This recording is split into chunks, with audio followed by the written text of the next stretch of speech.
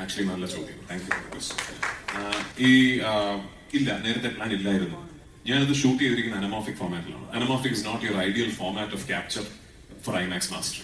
ഐമാക്സിലായിരുന്നുവെങ്കിൽ I should have shot it either with full form.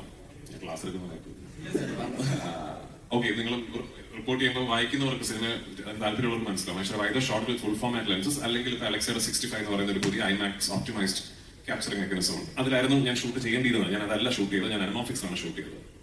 നമ്മുടെ teaser റിലീസായ ദിവസം ജനുവരി 26-നാണ് teaser റിലീസായത്. ജനുവരി 27-നോ മറ്റോ US ക്രിസ്റ്റഫർ ടിൽമൻ എന്ന് പറയുന്ന ഐമാക്സിന്റെ ഹെഡ് എന്റെ നമ്പർ കണ്ടുപിടിച്ച് എന്നെ ഇങ്ങോട്ട് വിളിക്കുകയായിരുന്നു. അദ്ദേഹമാണ്, അതെ, താങ്ക്സ് ടു, അതുകൊണ്ട് ഞാൻ പറഞ്ഞ ഒരു താങ്ക്സ് പറയേണ്ടതായിട്ടുണ്ട്.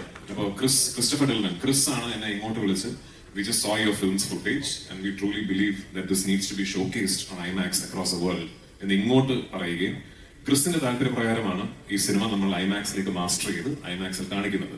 ഹാവിംഗ് സെഡ് ദാറ്റ്, ഞാൻ ഐമാക്സ് മാസ്റ്ററിന്റെ കുറെ ഫുട്ടേജ് കണ്ടു. The visual quality is mind blowing. അവർ ബ്യൂട്ടിഫുള്ളി മാസ്റ്റർ ചെയ്തിട്ടുണ്ട് cinema. Is it optimised for IMAX screens and IMAX projection? I should be honest, അല്ല. ഇനിയിപ്പോ ക്രിസുമായിട്ടൊരു ബന്ധമൊക്കെ ആയ സ്ഥിതിക്ക് എന്റെ വട്ടിന് ചിലപ്പോൾ ഇനി അടുത്ത പടമൊക്കെ നമ്മൾ നോക്കാം.